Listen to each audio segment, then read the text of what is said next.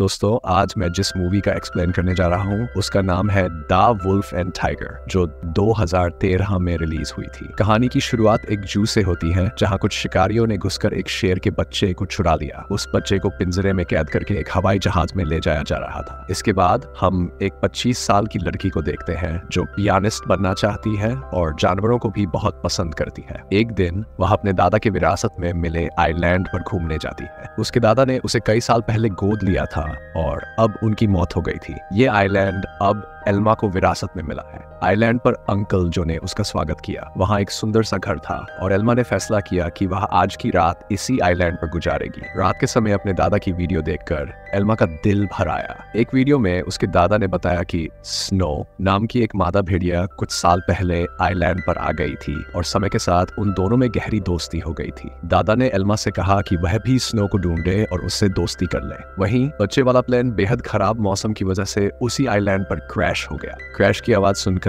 Elma डर गई और बाहर जाकर देखा, लेकिन आइलैंड बहुत बड़ा था इसलिए उसे कुछ नहीं मिला। अगली सुबह चार्ल्स और एली नाम के दो नौजवान वहां आए जिन्होंने स्नो को कैद करने के लिए एक चाल बिछा दी। असल में वे भेड़ियों के पार्क के मालिक थे और स्नो को पकड़कर ले जाना चाहते थे। कुछ देर बाद स्नो जाल में फंस गई, लेकिन अपनी सूझबूझ से चार्ल्स और एली के आने से पहले ही उसने जाल काटकर भाग निकली। फिर वह तैरकर आइलैंड की दूसरी ओर पहुंची जहां उसकी मुलाकात एल्मा से हुई। पहले तो एल्मा घबराई, लेकिन फिर उसने अपने दादा की बात याद की और स्नो को पुचकारने लगी। कुछ देर बाद एल्मा प्लेन क्रैश की जगह पर पहुंची। खुशकिस्मती से शेर के बच्चे को कोई चोट नहीं लगी थी। वह एक पक्षी के घोंसले में गिर गया था, लेकिन पक्षी ने उसे नीचे धक्का दे दिया और वह सीधा जाकर एल्मा की गोद में गिरा। एल्मा उसे अपने साथ घर ले आई। उसी वक्त स्नो भी अपने छोटे बच्चे के साथ घर में आ गई। घर में 3 प्यारे जानवर देखकर एल्मा बहुत खुश थी। उसने तुरंत अंकल जो को बुलाया, लेकिन उन्होंने एल्मा से कहा कि इन खतरनाक जानवरों को घर में रखना ठीक नहीं है, तुम्हें इन्हें जू वालों को दे देना चाहिए। अंकल ने यह भी बताया कि शेर के बच्चे को ढूंढते हुए जू के कर्मचारी वहां जरूर आएंगे और हुआ भी बिल्कुल वैसा ही। अगले दिन एनिमल कंट्रोल वाले वहां पहुंच गए। एल्मा जानती थी कि जू वाले कितने बेरहम होते हैं, इसलिए उसने फैसला किया वह उन्हें जानवरों के बारे में कुछ नहीं बताएगी। उसने झूठ कह दिया कि उसने किसी शेर के बच्चे को नहीं देखा। घर लौटकर उसने देखा कि स्नो अपने बच्चे के साथ साथ शेर के बच्चे को भी दूध पिला रही थी। उसे बेहद खुशी हुई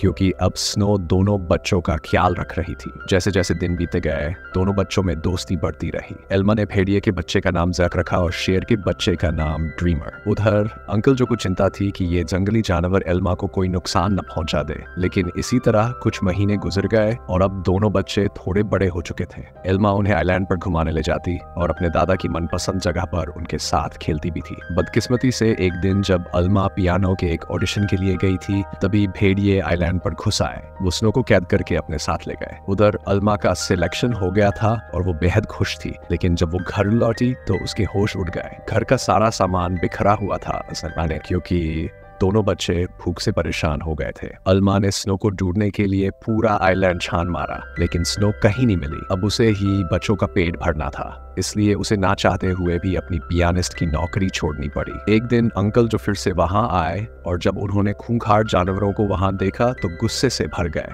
उन्होंने एल्मा से उसी वक्त जानवरों को जू में भेजने को कहा, लेकिन एल्मा ने उन्हें समझाया ये मेरे दादा की आखिरी इच्छा थी कि मैं इन जानवरों के साथ रहूं। जू में जाने पर ना जाने इन मासूमों पर कितने अत्याचार होंगे। आखिरकार अंकल जो मान गए और उन्होंने एल्मा को गले से लगा लिया। अब उनका सारा समय जानवरों को खाना खिलाने और उनका ध्यान रखने में जाता था।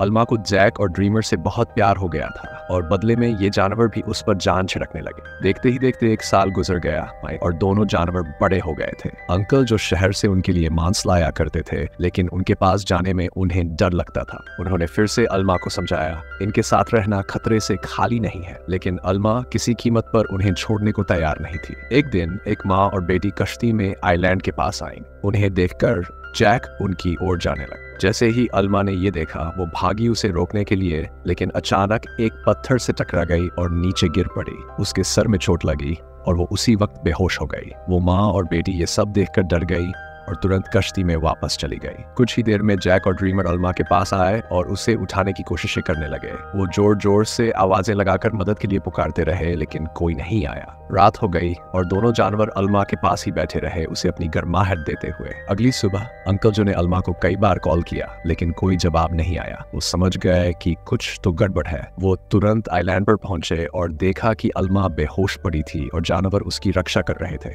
उन्हें अपनी हरकत पर गहरा पछतावा हुआ। अल्मा को हॉस्पिटल ले जाया गया। डॉक्टर ने बताया कि अगर जैक और ड्रीमर ने उसे गर्माहट ना दी होती तो शायद वो जिंदा ना होती। दूसरी ओर एनिमल कंट्रोल वालों ने जैक को पकड़कर एला और चार्ल्स को सौंप दिया। उन्हें एहसास हुआ कि जैक तो स्नो का ही बच्चा है। वहीं ड्रीमर को एलन नाम के एक आदमी को बेच दिया गया जो एक जू चलाता था। एलन बहुत बेरहम आदमी था जो अक्सर अपने जानवरों को पीटता था, लेकिन उसका बेटा रफा बिल्कुल उल्टा था। वो बहुत नरम दिल का था। जल्द ही उसकी दोस्ती ड्रीमर से हो गई।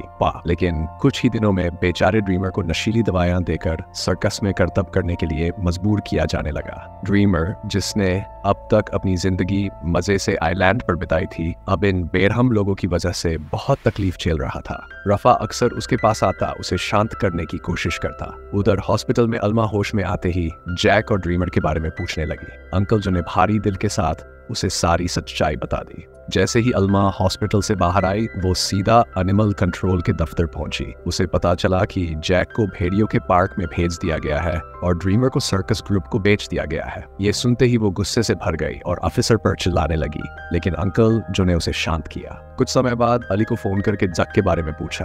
अली ने बताया जैक बहुत खुश है और यहाँ उसके कुछ दोस्त भी बन गए हैं। इससे अल्मा को थोड़ी तसल्ली मिली, लेकिन अब भी वो ड्रीमर के लिए बहुत परेशान थी। अगले कुछ हफ्तों तक वो शहर की हर एक सर्कस में गई, सबसे ड्रीमर के बारे में पूछताछ की, लेकिन कुछ हाथ नहीं लगा। उधर ड्रीमर की वजह से एलन की मोटी कमाई होने लगी थी। ड्रीमर जल्द ही स्टारलायन के नाम से मशहूर हो गया। एक दिन ड्रीमर का सर्कस ग्रुप भेड़ियों के पार्क के पास से गुजर रहा था और जैक ने तुरंत अपने बचपन के दोस्त को पहचान लिया। जैक अपनी सूझबूझ से पिंजरे से बाहर निकल गया। एली ने जब ये देखा तो वो समझ गया कि जैक बेहद समझदार है और वो जरूर कुछ ढूंढ रहा है। जल्द ही जैक उस तक पहुंच गया जिसे वो ढूंढ रहा था। उसने बड़ी चालाकी से ड्रीमर को भी पिंजरे से छुड़ा लिया। इतने महीनों बाद एक दूसरे से मिलने पर दोनों जमकर खेले।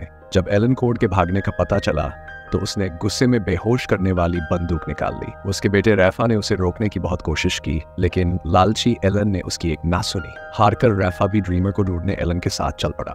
एलन ने एली को भी ड्रीमर के बारे में बताया। अब वो समझ गए थे कि जैक और ड्रीमर दोनों साथ ही हैं। इसी वजह से पूरे शहर में अलर्ट जारी कर दिया गया। उस शाम अली ने आल्मा को सब कुछ बताया और कहा कि एनिमल कंट्रोल वाले दोनों जानवरों के पीछे पड़े हैं। ये सुनकर आल्मा घबरा गई, लेकिन एली ने बताया कि उन्होंने जैक के शरीर में एक ट्रैकर फिट किया था। जैक और ड्रीमर की आखिरी लोकेशन एक जंगल के आसपास थी। अब आल्मा और अली ने मिलकर जानवरों को ढूंढने का फैसला किया। उधर दोनों जानवर शहर में खुलेआम घूम रहे थे, इसलिए पुलिस ने शूटेड ऑन साइट के ऑर्डर दे दिए। बाद में दोनों जानवर फिर से जंगल में पहुंच गए, तब जहां एलन और रैफा ने उन्हें देख लिया। लालची एलन ने ड्रीमर पर अपनी ट्रैंक्विलाइजर गन से हमला कर दिया, लेकिन उसी वक्त जक बीच में आ गया और अपने दोस्त के बदले खुद गोली का शिकार हो गया। बेचारा जक उसी वक्त बेहोश हो गया, जबकि ड्रीमर को वहां से भागने का मौका मिल गया।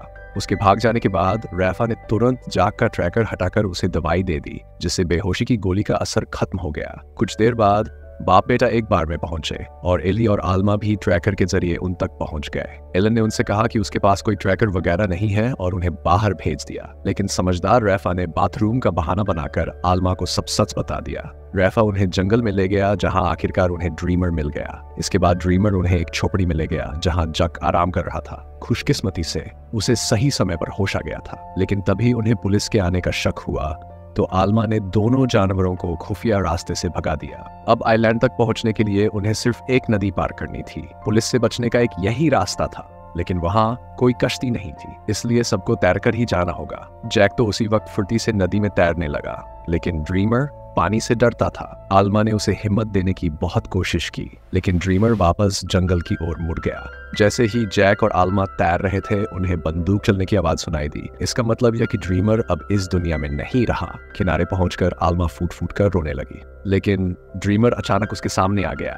असल में वो जंगल में पुलिस वालों को भटकाने के लिए गया था। उसे जिंदा देखकर सभी खुशी से झूम उठे। आखिर एल्मा ने जैक और ड्रीमर के लौटने की खुशी में पार्टी में पियानो बजाया। अब उनका परिवार परिवार पूरा हो गया था। अंत में अल्मा ने सबको अपने प्यारे जानवरों की कहानी बताई, जिससे सभी के दिल भर आए और वो तीनों खुशी खुशी फिर से एक साथ रहने लगे।